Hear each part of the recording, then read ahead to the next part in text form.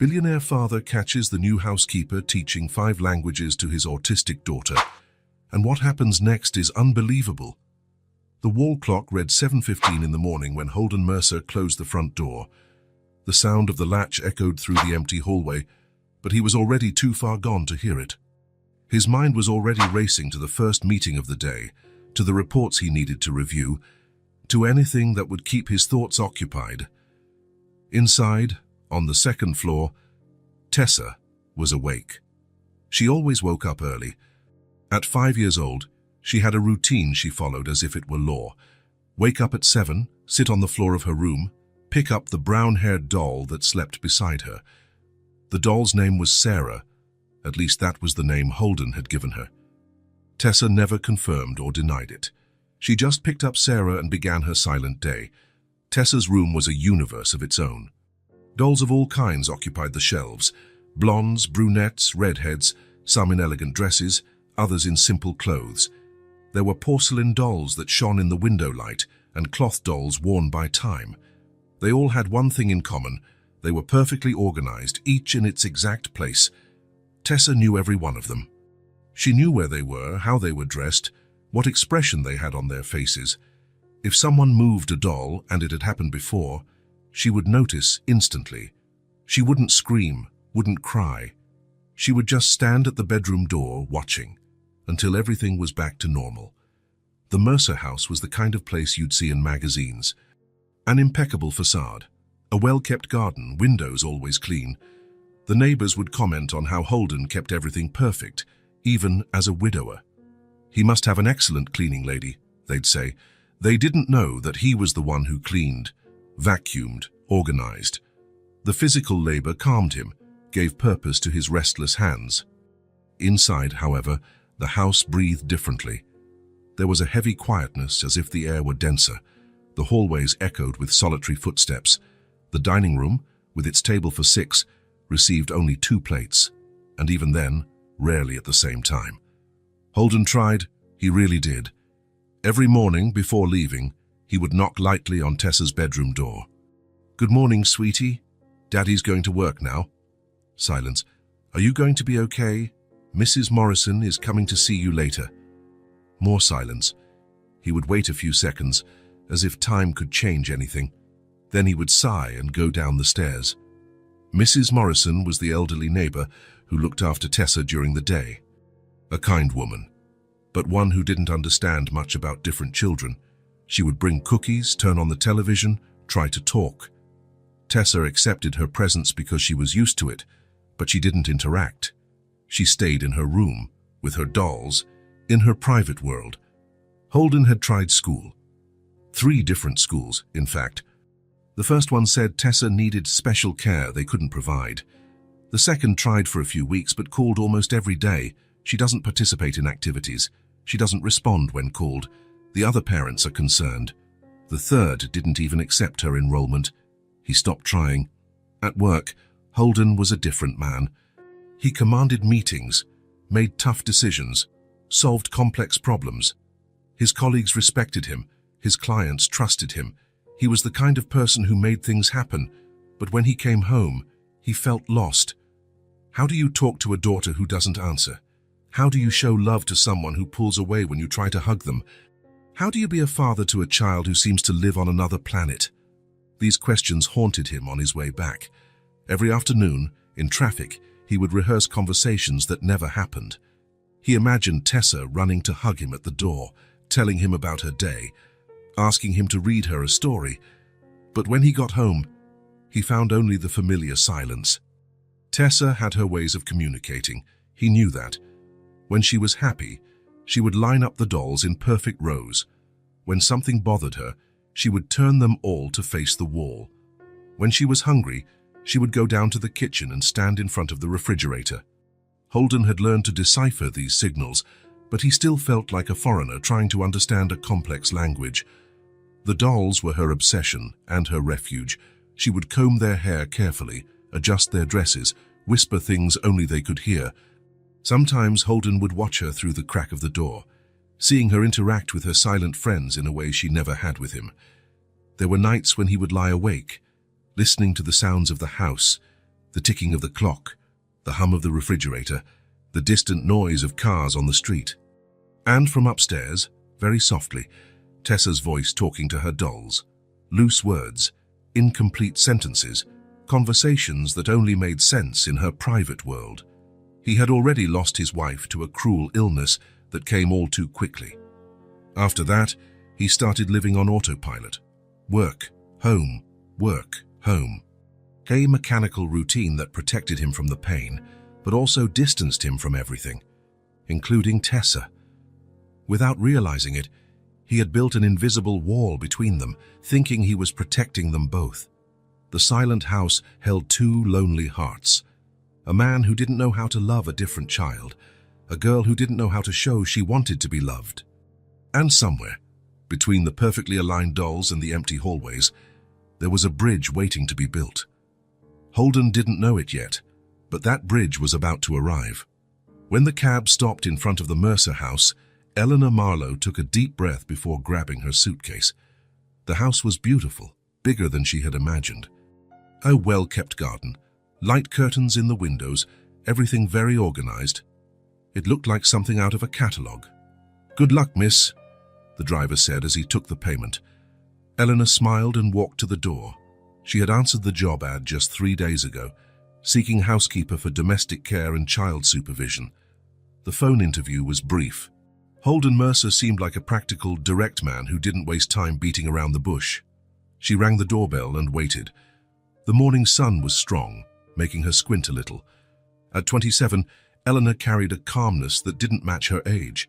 Her brown eyes had a quiet depth, like someone who has seen enough not to be easily startled. The door opened and Holden appeared, wearing a dark suit and a perfectly knotted tie. "Elena Marlowe." "Yes, Mr. Mercer. Please come in." The house inside was even more impressive. Elegant furniture, paintings on the walls, everything clean and in order. Elena noticed, however, that something was missing. Maybe brighter colors, or that natural mess of a home where people actually live. It was like a model home, too beautiful to be real. "I'll show you the house and explain your duties," Holden said, guiding her through the living room. "As I mentioned on the phone, besides the cleaning and organizing, I'll need you to keep an eye on my daughter, Tessa. How old is she?" 5. Holden paused, his gaze becoming distant for a moment. "Tessa is autistic. She lives in her own world most of the time." Eleanor just nodded. She showed no surprise, nor that uncomfortable curiosity that usually appeared when the topic came up. "She speaks very little. Almost not at all, actually," he continued. "She doesn't go to school and spends most of her time in her room. Mrs. Morrison, our neighbor, has been looking after her while I work, but she's getting too old for it." Holden showed her the kitchen, the laundry room, the dining room. He explained the schedules, where the cleaning supplies were, how he liked things to be organized. He spoke like someone giving instructions in a business meeting. "Your room will be this one," he said, opening the door to a room on the ground floor. It was simple but comfortable. A single bed, a closet, a small desk by the window. "The bathroom is down the hall to the right." Elena placed her suitcase on the bed. "May I meet Tessa now?" The question seemed to catch Holden by surprise. See, people usually left that for last, like saving the hardest part for the end. "Of course," he replied, hesitant. "She's in her room. 2nd floor, first door on the left. But don't expect much. She doesn't usually react well to new people." Elena went up the stairs calmly. Holden followed her, keeping his distance as if he didn't want to interfere. When they reached the hallway, he pointed to the half-open door. "I'll let you go in alone. Tessa feels more comfortable when there aren't too many people in her room." Eleanor nodded and approached slowly. She knocked softly on the door. "Tessa, may I come in?" There was no answer. Elena pushed the door gently and entered. The room was a world of its own. The walls were a soft blue, and there were dolls everywhere. Dozens of them, perhaps over 100, arranged on shelves, chairs, small tables. Each seemed to have its specific place in an order that only made sense to the one who created it. In the center of the room, sitting on the rug, was Tessa, a small girl, with brown hair and delicate features that resembled her father's. She wore a simple blue dress and white socks. In her hands, a dark-haired doll that she was carefully arranging. Eleanor didn't move. She stood at the door, observing. She didn't speak, didn't try to get closer. She just waited, respecting the space of that small universe. Tessa continued playing, as if Elena weren't there. But something in her eyes, a quick glint that appeared and vanished, showed that she had noticed the presence. "Hello, Tessa," Elena said finally, her voice low and calm. "My name is Elena. I'll be working here in your home." Tessa didn't respond. She picked up another doll, one in a red dress, and placed it next to the first one. Elena realized she wasn't ignoring her presence. She was just following her own rhythm, absorbed in her private world. There was something fascinating about the way Tessa moved. Every gesture was precise. Every movement had a purpose. There were no wasted actions. Eleanor watched as the girl arranged the dolls in patterns that seemed random, but certainly had a special meaning for her. "Your dolls are very beautiful," Eleanor commented, without expecting a reply. Contrary to what Holden had said, Tessa showed no discomfort with the new presence. She didn't pull away, didn't turn her back, didn't show signs of distress. She continued her activity, as if Elena were just a natural part of the environment. After a few minutes, Elena left the room silently, closing the door carefully. Holden was waiting for her in the hallway, a look of surprise on his face. "She didn't get agitated," he said, more as a statement than a question. "No," Elena replied. "She seems very focused on what she's doing." "That's unusual. She usually gets upset when someone new enters her room." Elena just smiled. Maybe she was having a good day. They went down the stairs together. Holden checked his watch. "I need to go to the office. Mrs. Morrison will be here in an hour to stay with Tessa, as usual. Starting tomorrow, you'll take over completely."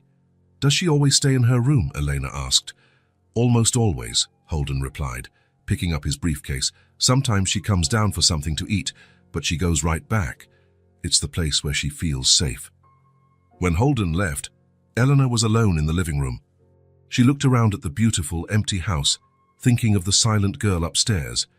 There was something in this place, a quiet sadness, an absence that went beyond the physical space.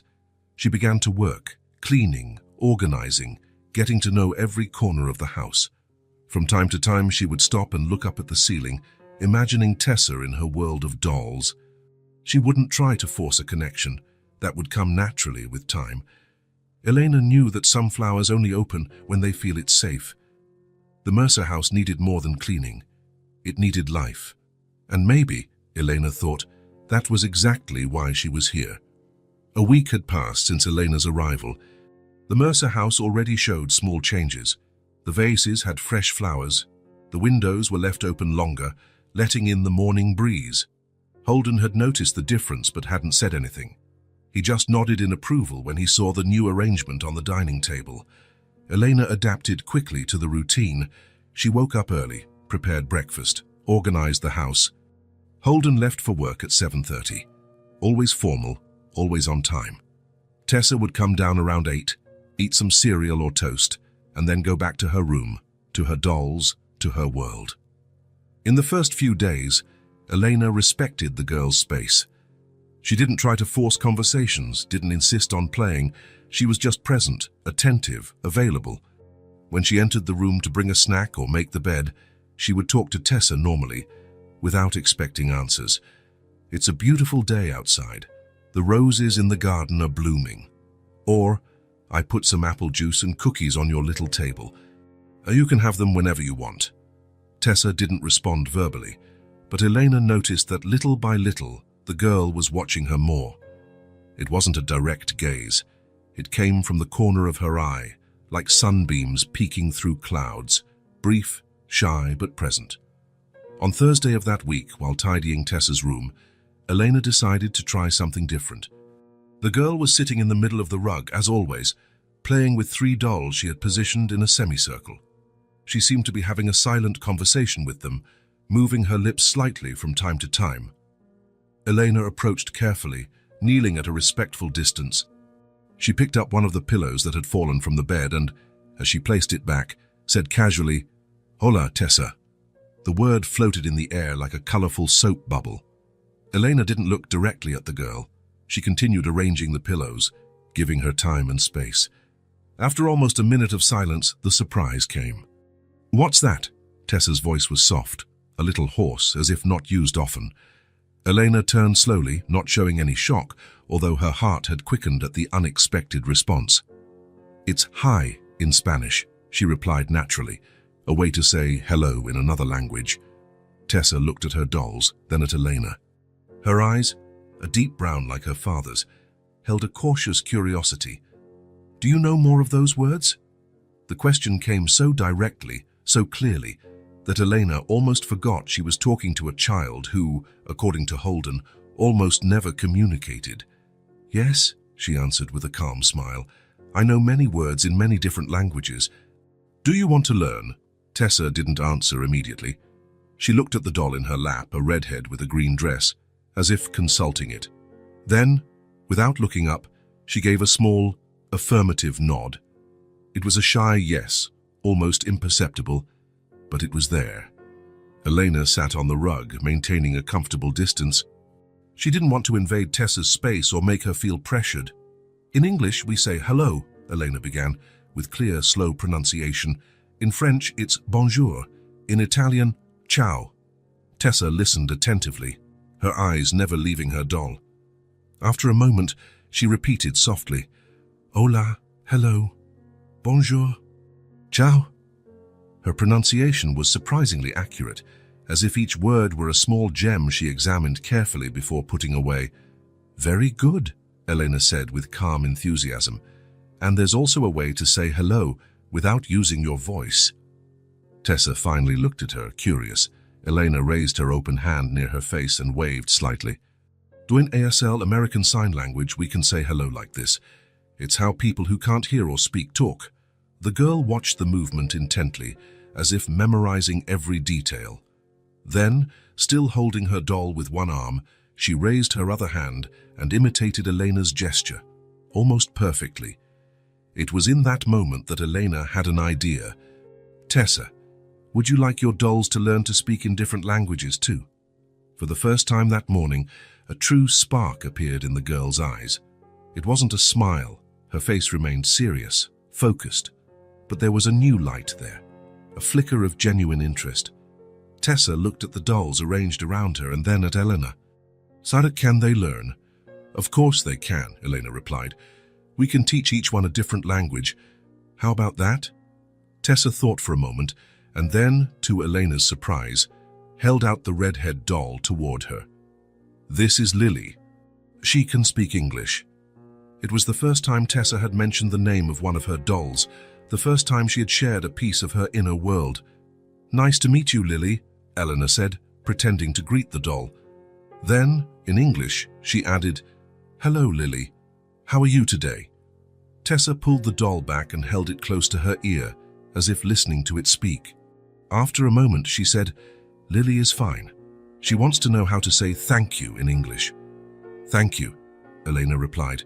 In English, obrigada is thank you. "Thank you," Tessa repeated, and then brought the doll to her ear again.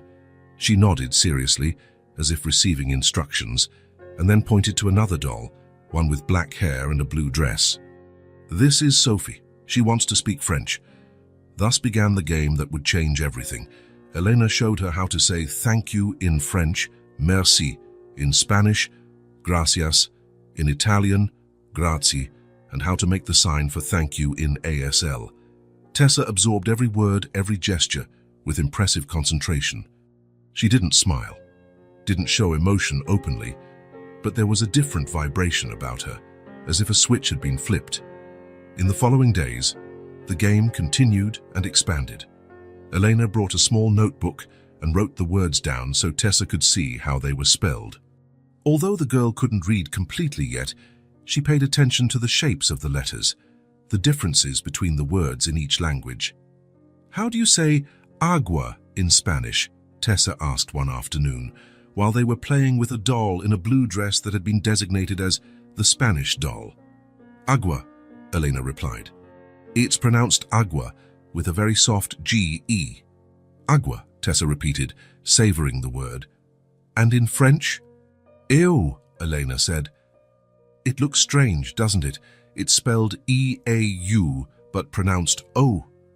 Tessa frowned, intrigued by the disparity between spelling and pronunciation.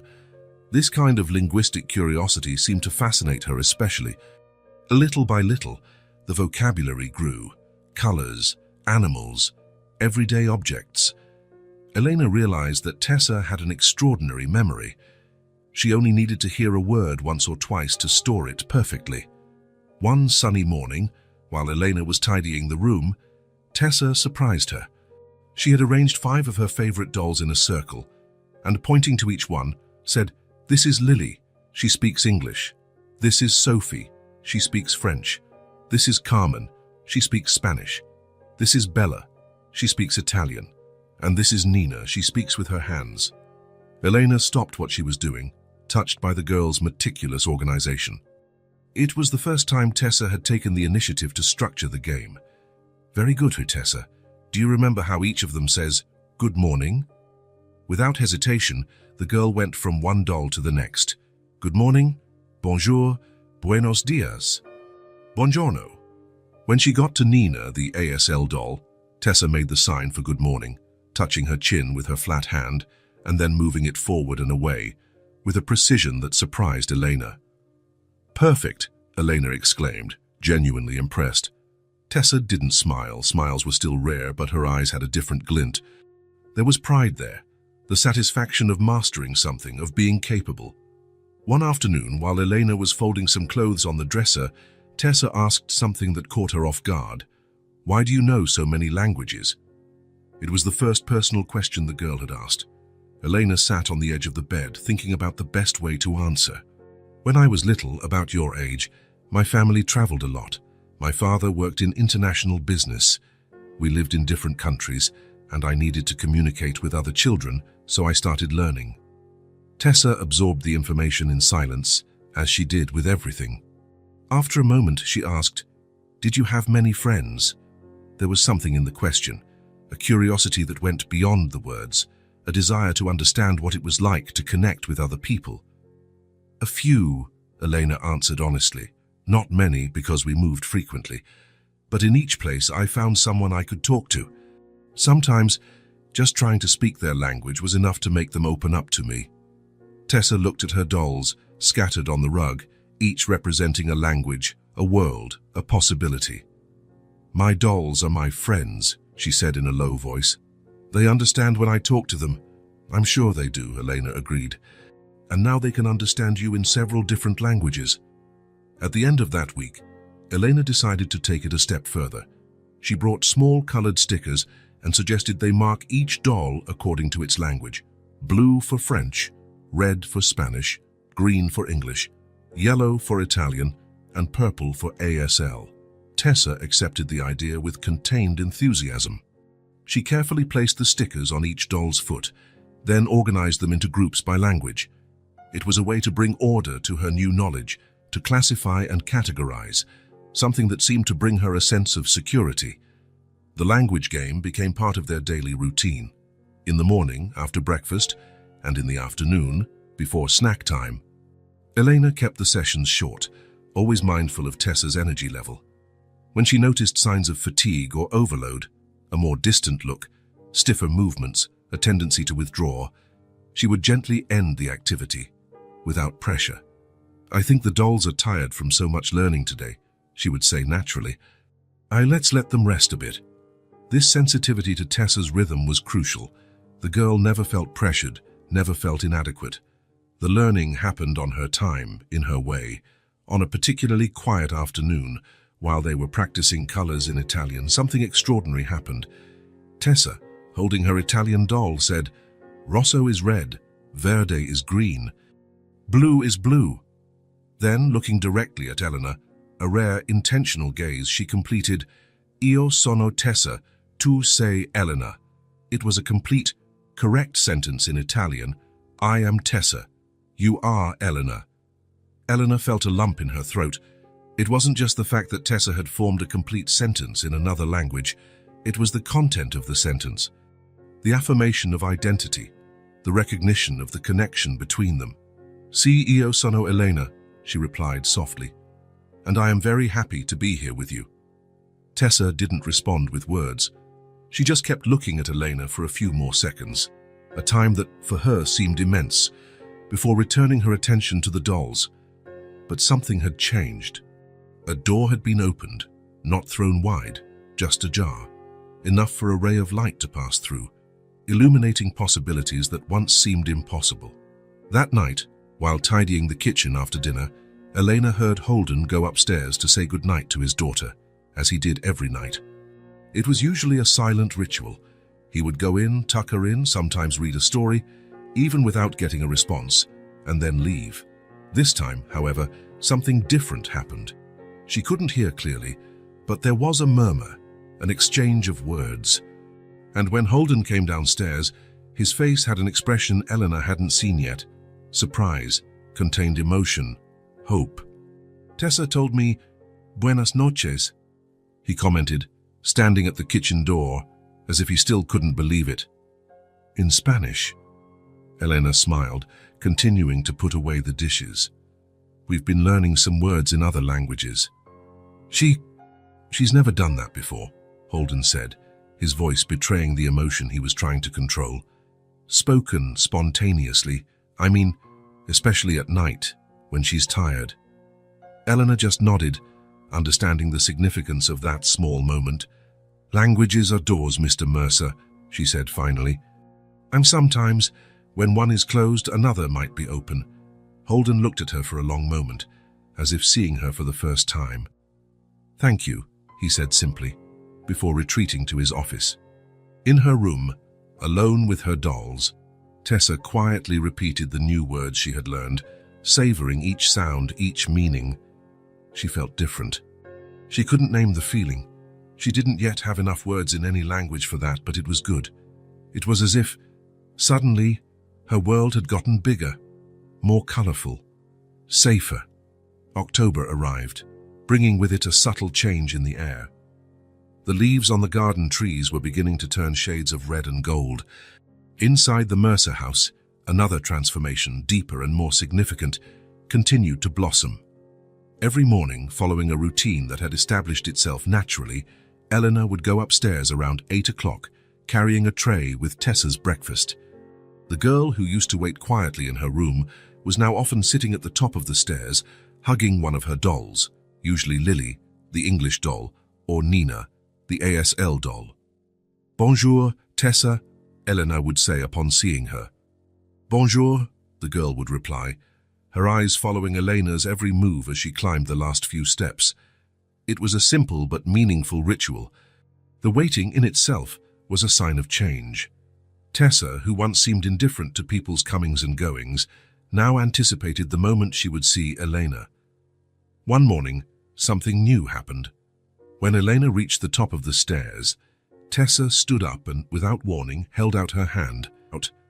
A small gesture, but an extraordinary one for a child who avoided physical contact. Eleanor took the offered hand naturally, as if it were something they always did, and together they walked to the room. From that day on, the gesture was repeated. Not always. There were days when Tessa was more withdrawn, more absorbed in her inner world, but often enough to become part of their routine. Tessa's small hand in Elena's, a vote of confidence renewed each morning. "Como se dice estrella in Italiano?" Tessa asked one afternoon, while arranging her dolls in a circular pattern on the floor. "C'est Stella," replied Elena, who was folding some clothes on the dresser. "Stella," Tessa repeated, savoring the word. "And in French?" "Étoile, étoile," the girl echoed. Then, picking up a doll in a silver dress that she rarely used in their language games, she said, "This is Stella. She can speak all the languages of the stars." It was the first time Tessa had created a new character for the language game. Elena smiled, delighted by the girl's imagination. "All the languages of the stars? That must be a lot of languages." Tessa nodded seriously. "The stars are very old. They've seen everything. They know all the words." There was something poetic in the observation, a depth that was surprising. It wasn't the first time Elena had noticed flashes of a unique intelligence in Tessa, a different and special way of seeing the world. "What do you think the stars would say if they could talk to us?" Elena asked, sitting on the floor near Tessa, but not too close. Tessa thought for a long moment, her face concentrated. "They would say, 'Don't be afraid of the dark. We are here.'" The answer touched Elena in a way she hadn't expected.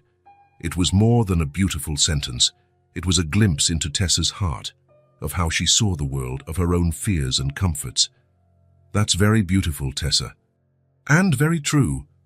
The girl just nodded, returning her attention to her dolls, but something had been shared between them, something precious and fragile like a shooting star. The next day, after lunch, Tessa did something unprecedented. She came downstairs on her own, looking for Eleanor, who was in the laundry room organizing clothes. "Elena," she called from the doorway, her voice low but clear. Elena turned casual, surprised to see Tessa there, away from her room, deliberately seeking her out. "Hi, Tessa. Do you need anything?" The girl shook her head, then said, "I want to show you something." It was an invitation, the first Tessa had made spontaneously. Elena left the clothes aside and followed the girl upstairs to her room. There, Tessa went to a small wooden box on her shelf, a box that Elena had never opened while tidying up, respecting the child's privacy. Tessa opened the box carefully and took out a doll different from all the others. It was older, with a slightly faded dress and messy blonde hair. It had marks of use, of love, of time. "This is Mia," Tessa said, holding the doll with reverence. "She was my mom's." Elena felt a lump in her throat. It was the first time Tessa had mentioned her mother. Holden had briefly told Elena about his wife's passing when Tessa was only 2, but the subject never came up between him and his daughter, at least not in Elena's presence. "She's very special," Elena said softly. Tessa nodded. "Mia doesn't speak any languages. She only listens." There was a simple wisdom in those words, an intuitive understanding of grief, of the silence that is sometimes necessary. "Sometimes, listening is the most important thing," Elena agreed. Tessa looked at the doll for another moment, then held it out to Elena. "Oh, you can hold her." It was more than offering a doll. It was sharing a memory, a connection, a part of herself that Tessa kept protected from the world. Eleanor accepted Mia carefully, honored by the trust placed in her. "Thank you for showing me Mia," Eleanor said. "It's an honor to meet her." Tessa watched as Elena held the doll with respect, without judgment, without invasive questions.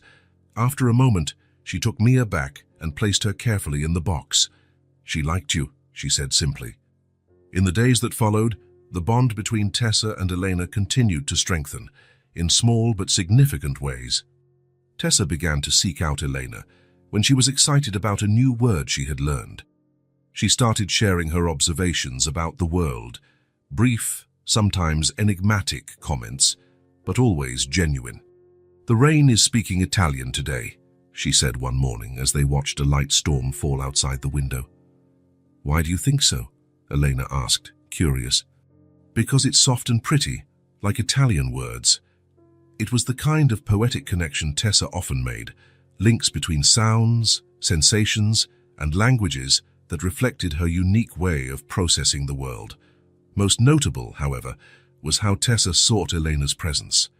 Not in a dependent or anxious way, but with a quiet confidence, a genuine desire to be near. When Elena sat in the living room to read during her free time, Tessa would sometimes come down with a book or a doll and sit silently at the other end of the sofa. They didn't necessarily talk. They simply existed in the same space, comfortable with each other's presence.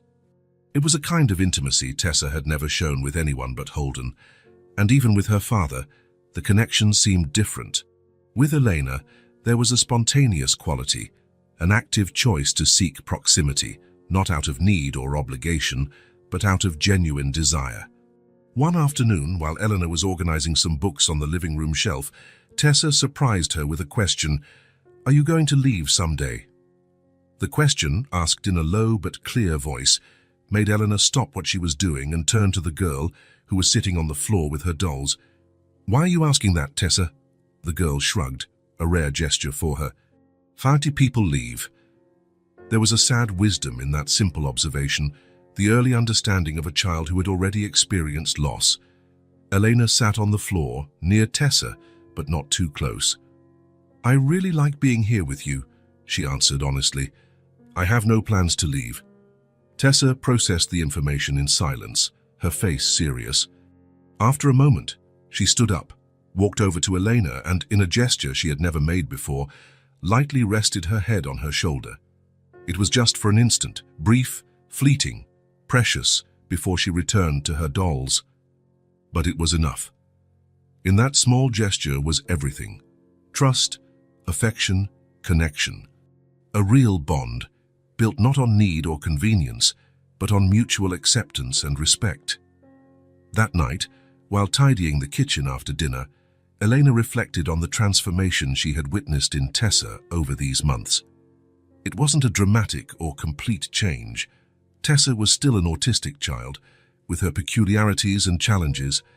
There were still difficult days, moments of withdrawal, occasions when the world seemed too much for her, but there was also a new openness, a willingness to explore, to connect. With Elena, Tessa had found not just a language teacher, but someone who saw her, truly saw her, without expectations or judgments. Someone who understood that her silence was not absence, but a different form of presence. And in that safe space, Tessa was, little by little, finding her own voice. The 3 o'clock meeting was cancelled without notice. Holden looked at the empty slot in his schedule and hesitated. Normally, he would fill that time with other tasks, other reports, other calls. The office was his refuge, the place where he knew exactly what to do and how to act. At home, things were different, less controllable, more complicated, but something pushed him that afternoon. Maybe Eleanor's small comments about Tessa's progress, maybe the memory of his daughter saying buenas noches a few weeks ago, maybe just an intuition that he was missing something important. "I'm leaving early today, Diane," he told his assistant. "Move anything urgent to tomorrow." The drive home had never seemed so short. The traffic, by some miracle, was flowing smoothly. The sky was clear with a few sparse clouds, and the autumn sun created golden patterns on the car's dashboard. Holden parked in front of the house at 3:40. It was strange to see his house at that time of day, different. The shadows fell at angles he wasn't used to seeing, revealing details that usually went unnoticed. The small bird's nest in the corner of the eaves, the varied colors of the garden flowers, the texture of the wooden door. He entered quietly, without announcing his arrival. The house was quiet, but not with that heavy silence he used to find. There was something different in the air, an energy, a presence that went beyond the physical. From the stairs came a soft sound, voices, one deeper, adult, the other high-pitched, childish, both speaking in French. Holden went up the steps slowly, following the voices to Tessa's room. The door was ajar, and he stood there, watching without being seen. What he witnessed left him breathless. In the middle of the room, sitting on the rug, were Eleanor and Tessa. Between them, 5 dolls formed a perfect circle. Each doll had a small colored sticker on its foot, and Tessa was pointing to them one by one, saying something in different languages. "Bonjour, je m'appelle Sophie," she said, holding the doll in the blue dress. Her pronunciation was clear, precise. "Très bien," Elena replied with an encouraging smile. "And how does Sophie ask, 'How are you?'" "Comment ça va?" Tessa answered without hesitation. "Perfect. And now, what would Carmen say?" Tessa picked up another doll, one with a red dress. "Hola, me llamo Carmen. ¿Cómo estás?" Elena clapped softly. "Excellent. And Bella?" "Ciao, mi chiamo Bella. Come stai?" The sequence continued. Tessa moved on to the doll in the green dress, speaking in English, and then to the last one, making precise gestures with her hands. ASL, Holden realized, stunned. But it wasn't just the command of languages that impressed him. It was Tessa, his daughter, who rarely spoke, who avoided eye contact, who always seemed distant, was fully present in that moment.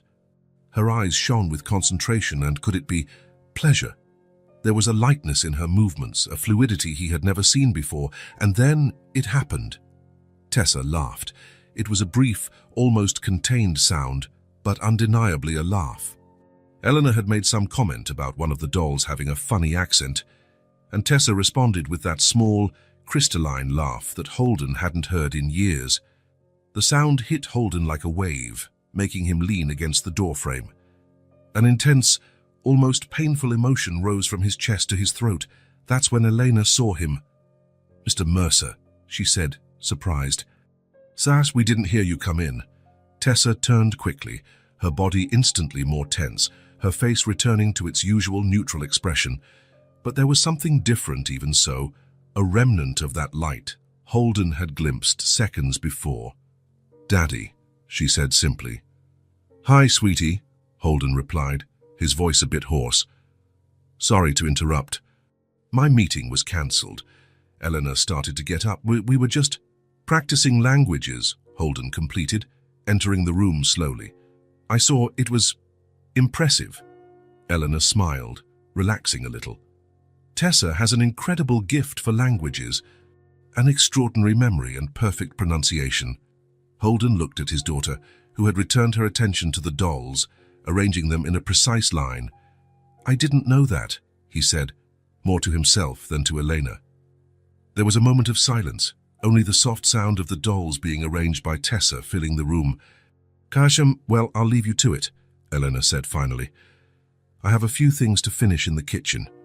When she left, Holden sat on the floor, near Tessa, but keeping a respectful distance. He watched his daughter arrange the dolls, each in its exact place. "Do you like learning different languages?" he asked, trying to keep his voice casual. Tessa didn't answer immediately. When she finished lining up the last doll, she said, without looking at him, "Yes, each language has a different sound, like different songs." It was the longest sentence Holden had heard from her in a long time.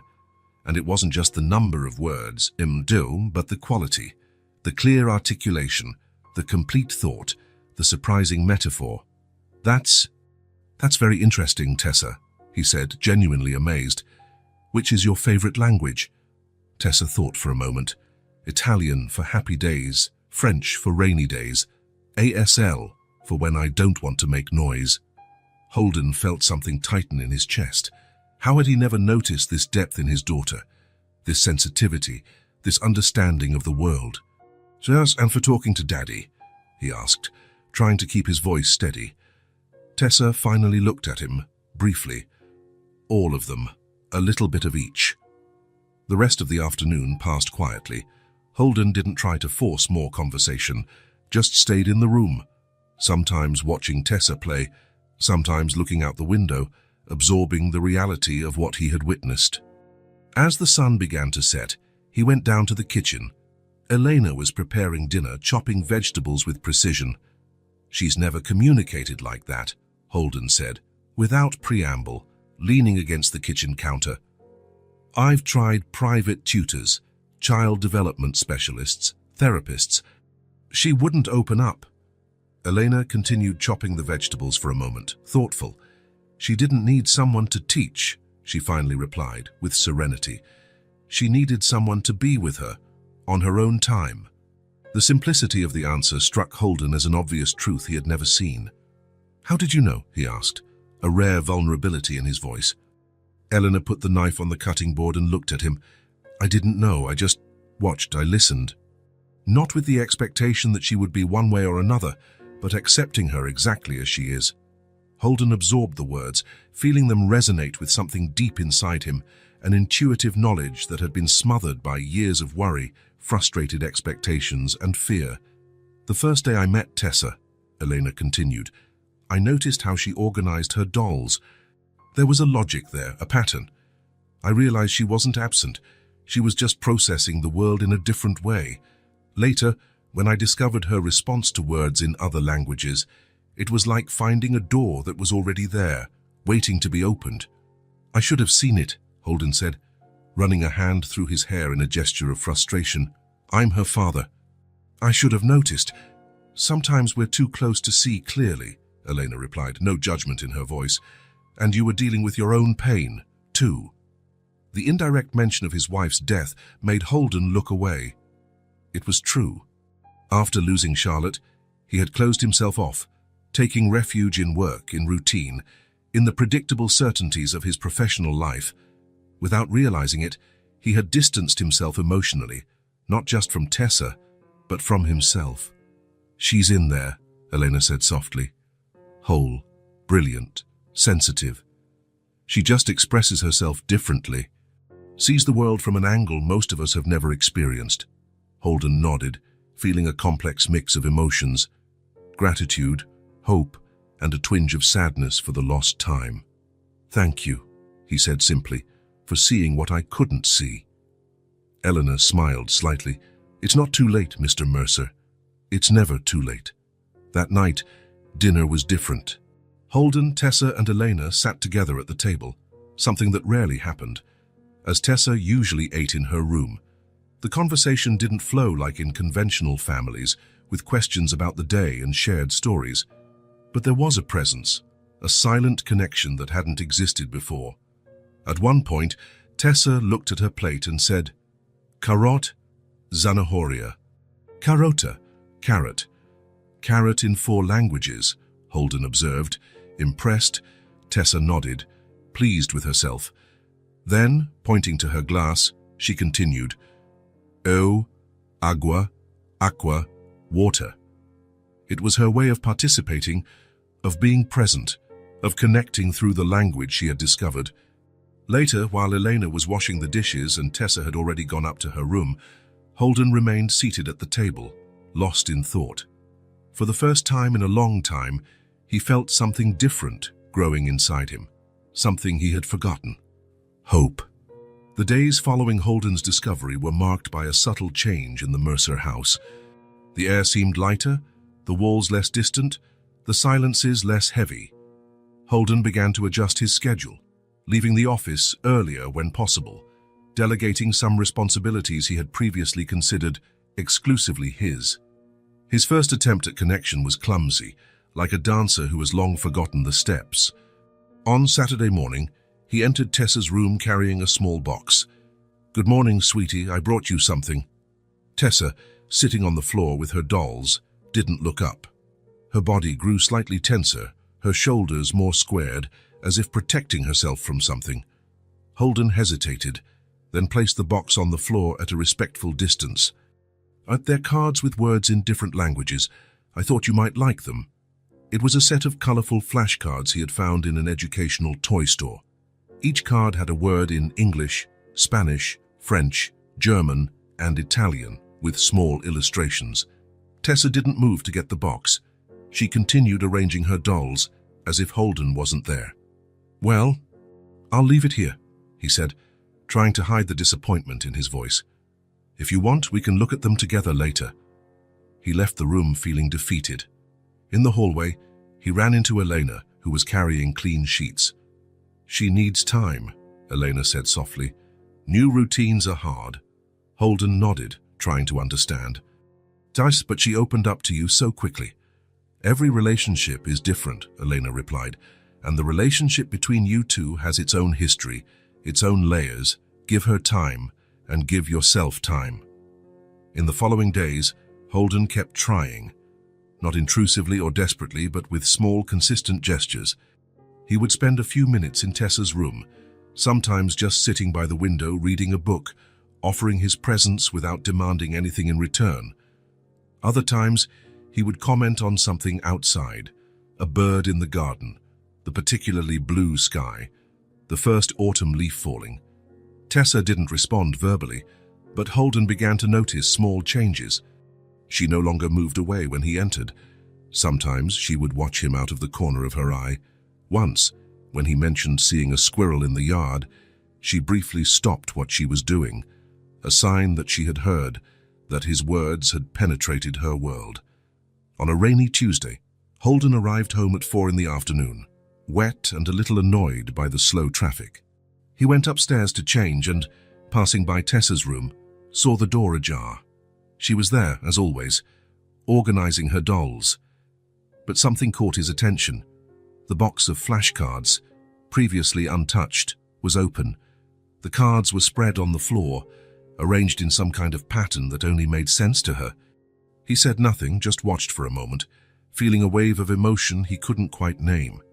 There was hope in it, mixed with a little sadness for the lost time, and a touch of fear, of failing, of not being enough, of not knowing how to be the father Tessa needed. The following Saturday, Holden woke up early and made breakfast, something he rarely did. When Elena entered the kitchen, she seemed surprised to find him at the stove. "Good morning, Mr. Mercer. You're up early." "I thought I'd try something different," he replied, flipping a pancake with surprising skill. Tessa used to like pancakes on Saturdays. When she was younger, Elena smiled, sensing the importance of the gesture. "Need any help?" "No, thank you. I want to do this myself. Could you please call Tessa when it's ready?"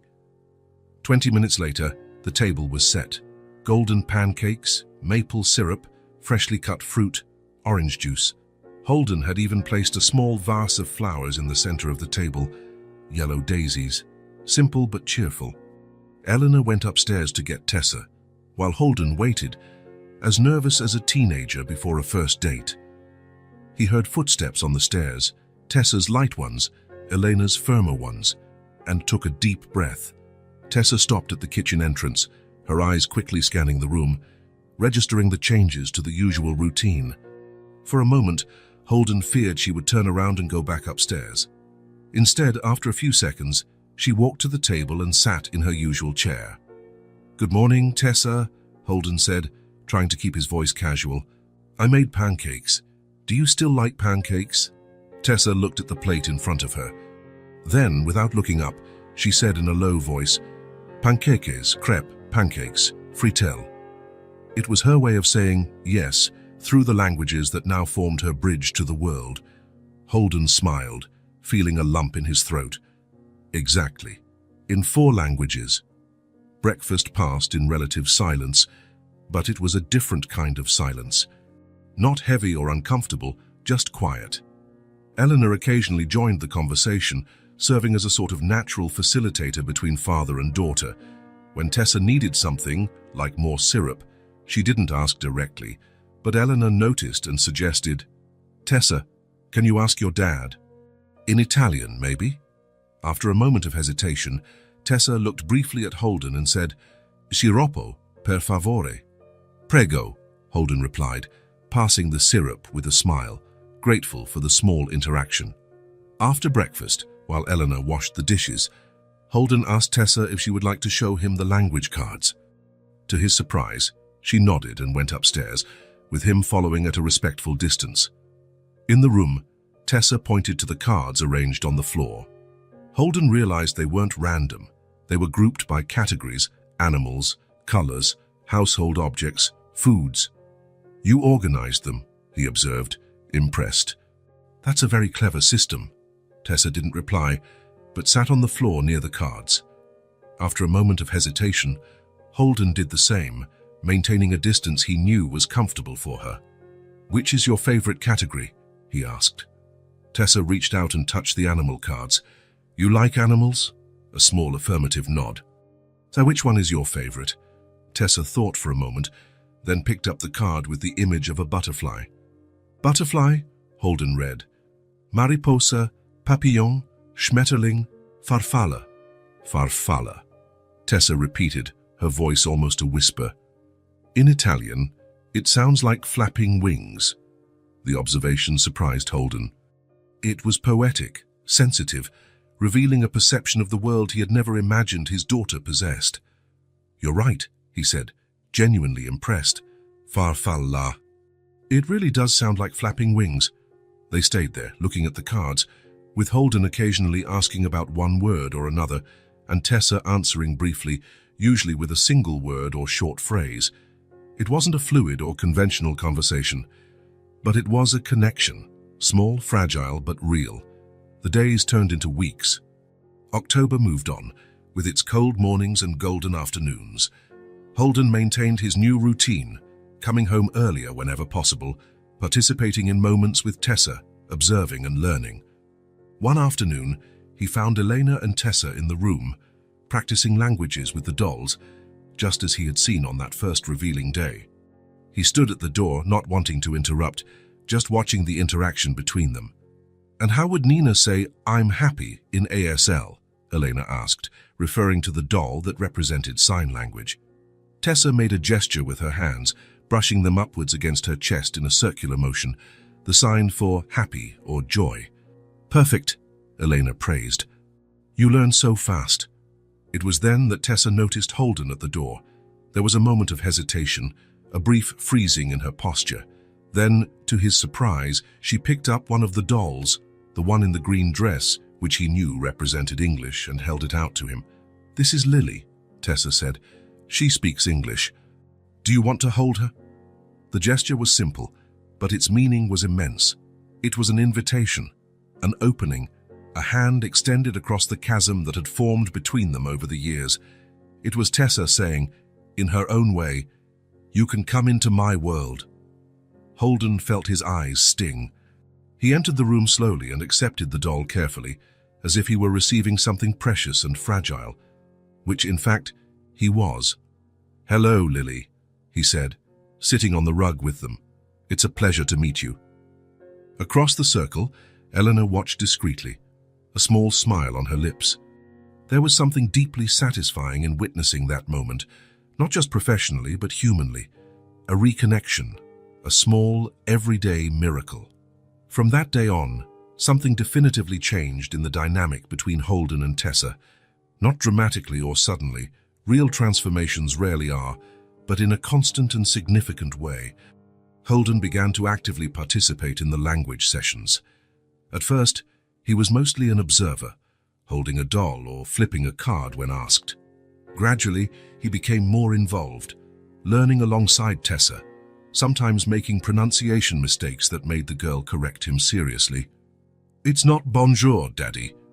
It's bonjour," she would say, emphasizing the correct sound.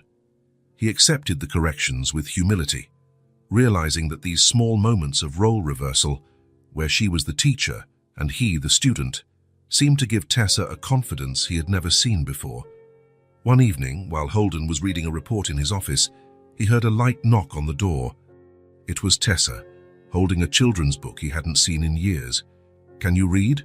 she asked, her voice small but clear. Holden felt a wave of emotion so intense that for a moment he couldn't answer. That book, The Little Prince, had been a gift from Charlotte. Before her illness, before everything changed, she used to read to Tessa every night. "Of course," he finally replied, putting down the papers. "Shall we go to your room?" Tessa shook her head. "Here." She climbed into the extra chair in the office, settling in with the book. Holden realized she wanted to be in his space, a reciprocity for the invitation she had extended earlier. He began to read, his voice initially unsure, then gaining confidence. Tessa listened attentively, occasionally pointing to an illustration or word. When they reached the famous line about seeing with the heart, she said, "Le cœur voit mieux que les yeux." "What does that mean?" Holden asked, surprised. "It's the same sentence in French," Tessa explained. "Yeah, the heart sees better than the eyes." Holden looked at his daughter with renewed admiration. There was a wisdom there, a depth he had never realized, or perhaps had never allowed himself to see. On weekends, they established new routines, pancakes on Saturdays, short walks on Sundays, usually just in the garden or the nearby park, where Tessa could watch birds and insects. Eleanor often accompanied them, serving as a bridge when communication became difficult, suggesting words when Tessa seemed to be searching for a way to express herself. One afternoon, as they were returning from one of these walks, Holden commented to Eleanor, "I always thought she was limited somehow, that her autism prevented her from understanding, from feeling, from connecting." Eleanor watched Tessa a few steps ahead, squatting to examine a small yellow flower growing between the cracks in the sidewalk. "She isn't limited," she replied softly, "just different. Her brain processes the world in a way most of us don't understand. But that doesn't mean it's less valid, less profound, or less meaningful." Holden nodded, watching his daughter with new eyes. "I think I was expecting her to adapt to my world," he said, more to himself than to Elena, "when I should have been the one to find a way into hers." "It's not too late for that," Elena replied. It's never too late to truly know someone we love. That night, after Tessa had gone to sleep, Holden lay awake, thinking about everything he had discovered in recent weeks. His daughter was not who he thought she was. She was infinitely more complex, more interesting, more capable. The problem had never been her, but rather the lens through which he viewed her. He thought of Charlotte, of how she had always insisted that Tessa had her own light, her own way of being in the world. "She just dances to the beat of a song we can't hear," she used to say. At the time, he had interpreted this as a poetic way of accepting his daughter's limitations. Now he realized it was actually a profound wisdom about Tessa's unique nature. For the first time in years, he allowed himself to feel completely the pain of Charlotte's loss, the guilt for having emotionally distanced himself from Tessa, the fear of failing as a father, but also the renewed hope, the gratitude for a second chance, the admiration for the extraordinary daughter he was finally getting to know for real. The next day, as he passed Tessa's room before leaving for work, he paused a moment longer than usual. "Have a good day, sweetie." To his surprise, Tessa looked up at him and replied, "Bonne journée, papa." A wish for a good day in French, followed by the word papa, not the formal daddy she occasionally used, but the affectionate papa, laden with an intimacy he hadn't heard in years. It was with this word resonating in his heart that Holden left to face the day, knowing that whatever professional challenge lay ahead, nothing would be as important as what he was building at home, a reconnection, a bridge, a way back to his daughter's heart. As winter approached, the days grew shorter and the nights longer. The Mercer house, once so silent, now seemed to breathe with a new life. Laughter was rare, but it existed. Conversations were still brief, but meaningful. And there was music, not just what occasionally played on the kitchen radio, but the more subtle melody of the three inhabitants of that house learning to harmonize their lives. Tessa continued to blossom. Her vocabulary in various languages grew daily, and with it, her confidence. There were still difficult moments, days when sounds seemed too loud, colors too intense, the world too complex. Days when she would retreat to her room, seeking the familiar comfort of her dolls and routines. But even in those moments, there was a difference. She was now able to communicate when she needed space, when things became too much. Troppo, she would say in Italian, too much. And both Holden and Elena would respect it, backing off, giving her the time she needed to process, to rebalance. On a particularly cold Friday night, after Tessa had gone to sleep, Holden found Elena in the living room. She was sitting by the window, a book open in her lap, watching the first snowflakes of the season fall gently outside. "A glass of wine," he offered, holding 2 glasses. Eleanor seemed momentarily surprised by the invitation, but smiled and nodded. "Thank you." Holden sat in the opposite armchair, handing her one of the glasses. For a moment, they just enjoyed the comfortable silence that had settled between them. No longer the tense silence of the first few months, but something quieter, more familiar. "Tessa asked me today how to say snow cloud in Japanese," Holden commented with a small smile. Eleanor raised her eyebrows. "Japanese? That's new. What did you say?" "That I had no idea," Holden laughed. "And that maybe you would know." "Yuki no Kumo," Elena replied after a moment's thought. "Though my Japanese is quite rusty." Holden watched her with curiosity. "How many languages do you speak anyway?" Elena took a small sip of wine before answering. Fluently. 6. "Spanish, English, French, Italian, Portuguese, and German. I have a basic knowledge of Japanese, Russian, and Arabic, and a little ASL, of course." "Impressive," Holden said, genuinely amazed. "I've always struggled with languages. I took 3 years of French in high school and can barely ask for directions." Eleanor smiled. "It's a matter of practice. And necessity. How did you learn so many?" The question hung in the air for a moment. Elena looked at the snow outside, as if searching for the words in the white shapes dancing against the dark sky. "I had a privileged upbringing," she said finally. "My family had resources." There was something in her tone, a studied lightness that didn't match the weight of the words, that piqued Holden's curiosity. "Had?" Elena nodded, still looking out the window. "We lost everything when I was 15. My father made some bad investments, trusted the wrong people. In 6 months, we went from a 6-bedroom mansion to a 1-bedroom apartment in a not-so-great neighborhood. Holden hadn't expected such a direct revelation. "I'm sorry." "Don't be," Elena replied, finally turning to him. There was no self-pity in her eyes, just a quiet clarity. "It was the best thing that could have happened to me." "How so?" Elena placed her glass on the side table, gathering her thoughts. "Before that, I was a spoiled, overprotected teenager, alienated from reality. I had private tutors for music, art, languages, things I took for granted that I didn't even realize were privileges." She paused, a small smile appearing on her lips at the memory. "When we lost everything, it was like a hurricane had passed through our lives. Suddenly, there was no driver to take me to school, no more designer clothes, no more international trips. My father fell into a depression. My mother, who had never worked, got a job as a secretary. That must have been hard," Holden commented, trying to imagine a young Elena facing such an upheaval. "It was," she admitted. "The first few months were terrible. I was angry, confused, resentful. I felt like my future, my identity, had been stolen from me." She looked at the snow again, now falling more heavily. "Then, one day, I was helping my mother unpack the few things we had brought to the new apartment. I found an old notebook where I used to write down phrases in different languages. I started flipping through it and realized something. Those words, that knowledge, no one could take that from me. The house was gone, the money was gone, even some friends had disappeared. But what I had learned, that remained." Holden nodded, understanding. He himself had found refuge in knowledge after losing Charlotte, though in a different way, more as an escape than as a strength.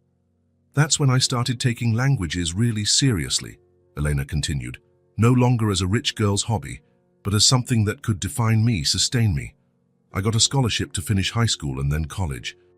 I tutored to help out at home. I used what I knew to build something new." "And your parents?" Holden asked. "My father never fully recovered. He passed away 5 years ago from a heart attack. My mother lives in a small town upstate with my aunt. They're doing okay, all things considered."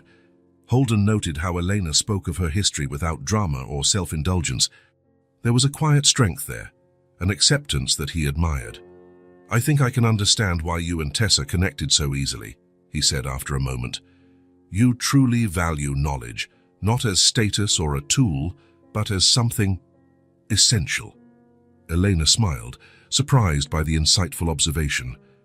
"I'd never thought of it that way. But I think you're right. When you lose everything external, you start to value what's internal, what no one can take from you." They fell silent for a moment, watching the snow that now covered the garden with a white, untouched blanket. "How did you deal with it all?" Holden finally asked. "The loss, the change. It seems you came out of the experience stronger, not more bitter." Eleanor reflected for a moment before answering. "At first, it was hard not to feel bitter, not for the material loss itself, but for the feeling that the future I had imagined had been stolen. It took me a while to realize that future was never really mine. It was just a possibility, not a guarantee." She paused, choosing her words carefully. "What I had left was what no one could take away, what I knew, and who I chose to be." The simplicity and depth of the sentence struck Holden. There was a wisdom there that resonated with his own journey, the struggle to redefine himself after loss, to find meaning when the map of life is suddenly torn and redrawn. "Who you chose to be," he repeated, almost to himself. "Every day is a choice," Elena continued. "I can choose to see what I lost or what I gained. I can mourn the life I could have had, or embrace the one I have. In the end, what really matters isn't what happens to us, but how we respond to it." Holden thought of his own response to losing Charlotte, the withdrawal, the plunge into work, the emotional distance from Tessa. He had chosen the safety of absence, the control of distance. Only now was he beginning to find his way back. "You are a remarkable woman, Elena Marlowe," he said finally, raising his glass in a small toast. She smiled, a light blush coloring her cheeks. "Just someone who learned some hard lessons early in life." They continued talking as the snow fell outside, forming a silent blanket over the world. They talked about books, music, places they'd like to visit. Holden told her a little about his work, about the challenges of balancing professional responsibilities with his new determination to be more present for Tessa. It was the first time they had talked like this, not as employer and employee, but as two people sharing stories, discovering common ground, building a bridge of mutual understanding. When the living room clock struck 11, Elena stood up, collecting her empty glass. "It's getting late. We've got a busy day tomorrow." Holden nodded, also getting up. "Thank you for the conversation, and for sharing your story." "Thank you for listening," she replied with a sincere smile. As he went upstairs to check on Tessa before turning in, Holden reflected on what he had learned. Eleanor's story had touched him not only for the courage and resilience it showed, but for the parallel with his own situation. Both had faced profound losses, radical changes. The difference was in the response. What I had left was what no one could take away. What I knew, and who I chose to be. Elena's words echoed in his mind. Who had he chosen to be after losing Charlotte? What choices was he making now, every day, regarding Tessa, himself, the future? He stopped at his daughter's bedroom door, watching her sleep peacefully, surrounded by her dolls. There was so much to learn, so much to rediscover. And maybe, he thought, it was never too late to choose to be someone better, someone more present, someone braver. Outside, the snow continued to fall, covering the world with new and unexplored possibilities. The last days of December brought not only the snow piling up on the windowsills, but also a subtle and profound transformation within the Mercer house. Like a flower that, after a long winter, finally finds the warmth needed to open its petals, Tessa began to reveal herself in ways that surprised both Holden and Elena. On one particularly sunny morning, while they were having breakfast, Tessa was watching the birds flocking to the feeder Holden had installed in the garden. Suddenly, without warning, she said, "Los pájaros tienen hambre." They are looking for food, Nella Neve. The sentence, which combined Spanish, English, and Italian in a mix that made perfect sense to her, caught Holden by surprise. He glanced at Elena, who smiled softly, showing no sign of alarm. "Yes, they are hungry," Holden replied, following the natural flow of the conversation. "Winter makes it hard for them to find food."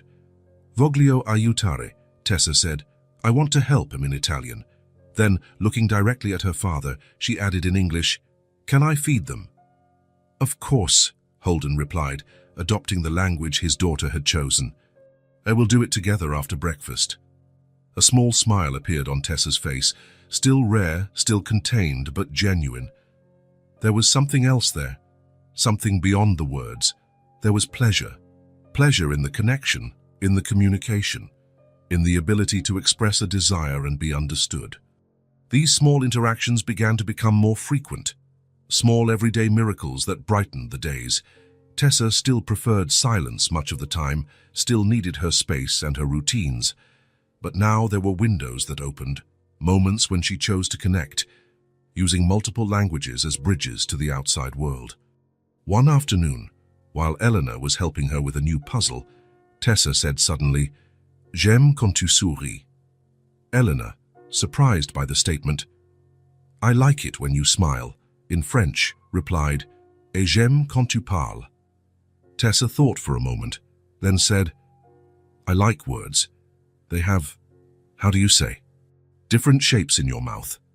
It was the longest and most complex sentence Elena had ever heard her say in English, not just for its structure, but for its content, a reflection on language itself, a metacognition that revealed the depth of Tessa's mind. "Texture," Elena suggested. "Words have different textures." "Yes, texture."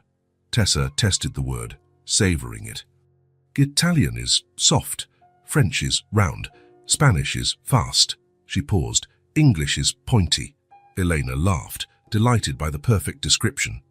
"And Portuguese," Tessa reflected, her face serious in concentration. "Portuguese is, I like dancing." That was precisely it, a description that few adult linguists could formulate so succinctly, capturing the musical, flowing essence of the language. That's a brilliant observation, Tessa, Elena said, genuinely impressed. The girl didn't respond verbally, but her eyes shone with acknowledgement, with the satisfaction of being understood. On another occasion, during dinner, Holden talked about a difficult meeting at work. He was explaining a complex problem when he noticed Tessa watching him intently. "You're upset," she said, surprising him with the emotional observation. "A little," Holden admitted. "It was a tough day." Tessa thought for a moment, then said, "Cuando estoy triste, Elena me enseña palabras bonitas." Holden looked at Elena, who translated softly, "When I'm sad, Elena teaches me beautiful words." "It's true," Elena confirmed with a smile. "Our beautiful words help chase the sadness away." Tessa got up from her chair, went to the kitchen drawer where Elena kept the language cards, and came back with one. She handed it to Holden. "Esperanza," she read, pointing to the Spanish word. "Hope," she continued, indicating the English equivalent. "Espoir, speranza, Hoffnung." Hope in 5 languages, offered as a gift like a balm. Holden felt a lump in his throat. "Thank you, Tessa. Those are very beautiful words." Tessa's transformation went beyond the words that now flowed more freely. There was a new quality to her presence, a sparkle in her eyes, a lightness in her movements. Small laughs that occasionally escaped when Eleanor told a funny story or when one of the dolls said something amusing in their language game. One Saturday morning, Holden found her in the garden, kneeling in the snow, touching the ice crystals that had formed on the leaves of a bush. "Diamonds, Freud's," she said, looking up at him. "Cold diamonds." "That's a perfect description," Holden replied, crouching beside her. "The snow speaks in whispers," Tessa continued, surprising him with the poetic metaphor. "You have to be very quiet to hear it." Holden fell silent, listening to the light crunch of the flakes that were still falling. Tessa was right. There was a language there, subtle, almost imperceptible, that could only be heard by those who truly paid attention. In that moment, looking at his daughter, her serene face, her bright eyes, her small hands exploring the world with curiosity, Holden felt an emotion so profound he could barely breathe. Tessa was so alive, so present, so herself. "You are extraordinary," he said, the words escaping before he could stop them. Tessa looked at him, a faint expression of surprise on her face. "I'm just me," she replied simply, before turning her attention back to the snow. But that was exactly what made her extraordinary in Holden's eyes, the fact that finally, after so long, she was simply herself. Without masks, without walls, without the constant need to hide or adapt. In her own house, Tessa finally felt safe to be who she was, heard, respected, welcomed by her own home. At night, after Tessa had gone to sleep, Holden found Elena in the living room, organizing some materials for the next day. "Yes, she's really flourishing," he commented, still marveling at what he had witnessed in the garden. "It's incredible, isn't it?" Elena agreed, her eyes shining. "The way she combines languages now, it's not confusion, it's creativity. It's like she's created her own dialect." "And it's not just the language," Holden said. "It's her whole demeanor, more open, more connected." Elena nodded. "She feels safe now, understood." "Because of you," Holden said. "Because of us," Elena corrected. "You've been a wonderful father, Holden. The effort you've made, the way you've learned to communicate with her, it's made all the difference." Holden smiled, grateful for the acknowledgement. There was a moment of comfortable silence between them. "I noticed you got that call today," he finally commented, referring to a phone call Elena had taken earlier. "It sounded important." Elena hesitated before answering. "It was from the Jefferson Language Institute. They're looking for a language professor for the next semester." "Oh," Holden said, feeling an unexpected tightness in his chest. "That's a great opportunity." "Yes," Elena agreed, her gaze distant. "It would be full-time, with benefits, a good salary." Holden tried to keep his voice casual, ignoring the sudden anxiety he felt. "Are you going to take it?" "I don't know," she answered honestly. "I asked for a few days to think about it." Holden nodded, trying to process the idea of Eleanor leaving their lives. The thought was more disturbing than he expected. "You're brilliant, Eleanor," he said finally, trying to sound rational, adult. Maybe this house isn't enough for your talent. You deserve an opportunity like that. The words came out forced, almost rehearsed, as if he were trying to convince himself as much as her. That's when they heard it, a small noise on the stairs. They both turned to see Tessa standing there, still in her flannel pajamas, hugging one of her dolls. Her eyes were wide, fixed on them, and her body seemed tense, alert. Tessa, Holden said, surprised. What are you doing awake, sweetie? Did you have a nightmare? Tessa didn't answer the question. Instead, she walked toward them, her steps determined, her eyes never leaving her father's face. She stopped in front of him, her small body straight, her shoulders back, a posture Holden had never seen on her before. If she leaves, she began, her voice clear and firm, without any hesitation, I won't speak to you anymore. The sentence hit Holden like an electric shock. It wasn't just the content, a clear statement of intent, a line drawn in the sand, but the delivery, direct, emotional, resolute. There was no confusion of languages, no metaphors or analogies, just a raw truth, expressed with a firmness he had never imagined his shy, withdrawn daughter could demonstrate. Tessa, he began, unsure how to respond, but the girl wasn't finished. She looked at Elena, then back at her father. She understands me, she said, the words coming out with a palpable intensity. She listens to me, for real. Holden felt his eyes sting. The simplicity of the words carried an implicit accusation that hit him deeply. For years, he hadn't really listened, hadn't really understood his daughter, not in the way she needed. Eleanor stood up and approached Tessa, kneeling to be at her eye level. Tessa, don't worry, she said softly. I haven't made any decision, and even if I decided to take the job, we could still see each other. I wouldn't be going far away. But Tessa shook her head, refusing the consolation. It wouldn't be the same, she said, her voice lowering slightly, but still firm. You belong here, with us. The simple statement held a world of meaning. It wasn't a childish whim or emotional manipulation. It was a deeply felt truth, expressed with surprising clarity. Holden looked at his daughter as if seeing her for the first time. There she was, standing in his living room, defending what she believed in, expressing her feelings without fear. The transformation was extraordinary, not because Tessa had become someone different, but because she was finally allowing herself to be fully who she had always been. And then he understood. It wasn't about talent or professional opportunities. It wasn't about teaching or learning languages. It was about presence, about being seen, heard, understood. About love, in its purest, most fundamental form. You're right, Tessa, he said finally, his voice thick with emotion. Elena belongs here, with us. Tessa's eyes met his, a direct, intentional, rare contact, and he saw there not just determination, but also vulnerability, fear, the awareness of what was at stake. I'll talk to her, he promised. We'll find a solution, together. Tessa held his gaze for another moment, as if assessing the sincerity of his promise. Then, apparently satisfied, she nodded slightly. Je veux qu'elle reste, she said. I want her to stay, in French.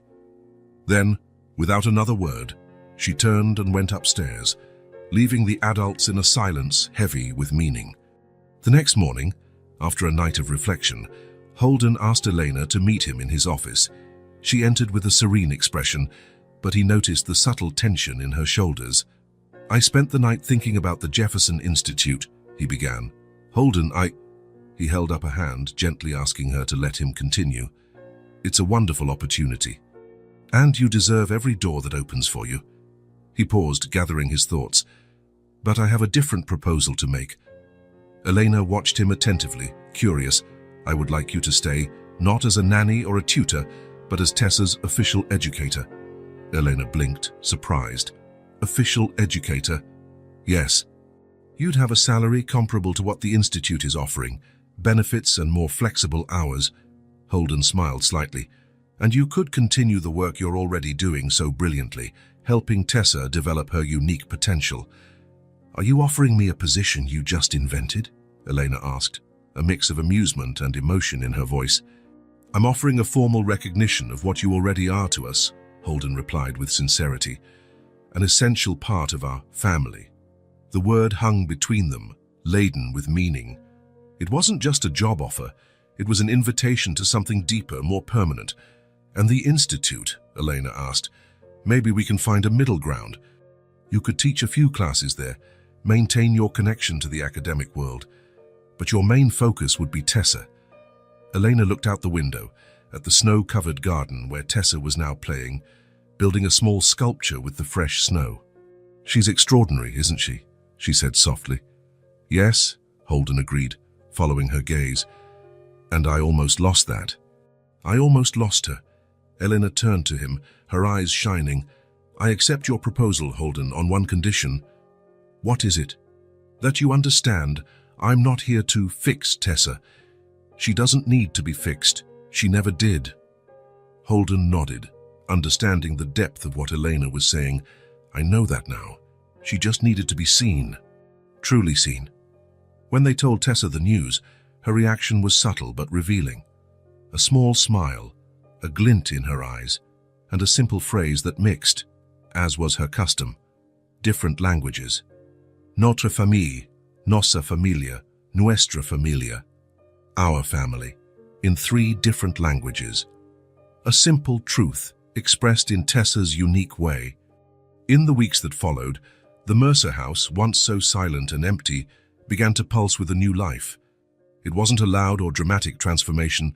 There were still silences, still moments of introspection, but they were comfortable, chosen silences, not imposed by fear or misunderstanding. Tessa still spoke little, but what she said with clarity and purpose. Each word now seemed like a conscious gift, no longer a painful effort or an obligation. And Holden learned, day by day, to listen not only to what his daughter said, but how she said it, the rhythms of her communication, the pauses as meaningful as the words. Elena set up an office in the spare room, where she planned lessons and occasionally received students from the institute for tutoring. Tessa often joined these sessions, absorbing new languages, new expressions, expanding her linguistic universe with an ease that impressed everyone. One January afternoon, as a light snow fell outside, Holden found Tessa and Elena in the living room, laughing together as they practiced some kind of game with the multilingual dolls. He paused at the door, not wanting to interrupt, just observing the scene. Tessa was different, not drastically, not in a way a stranger might notice, but profoundly, in ways that only someone who truly knew her could perceive.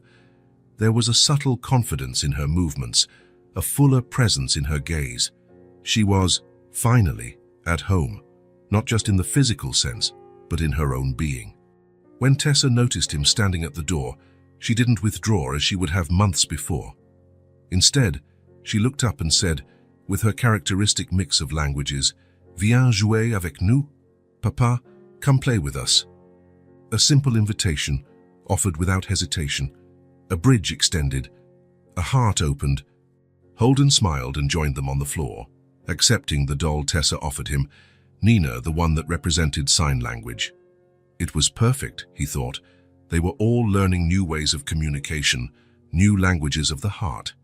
That night, after Tessa fell asleep, Holden stood for a moment longer by her bed, observing her serene face. The dolls were arranged around her, like silent guardians of her dreams. He thought of Charlotte, of how she had always insisted that Tessa had her own light, her own way of being in the world. "She doesn't need to be like everyone else," she used to say. "She needs to be exactly who she is." Charlotte was right, as she almost always had been. Tessa didn't need to be fixed. She needed to be seen. And it was in Elena's gentle silence that she found her voice, and in Holden's finally open arms, she found the father she had always been waiting for. The Mercer house, so empty after Charlotte's departure, so silent during the years of grief and distance, was now breathing again. The walls, once cold, now held echoes of conversations in multiple languages, of unexpected laughter, of deep and true connections. Father and daughter were connected. Elena was staying. Everything was, finally, in its place. If this story touched your heart, subscribe to the channel and turn on notifications so you don't miss the next ones. Leave a like because it helps this story get recommended to more people. See you in the next story.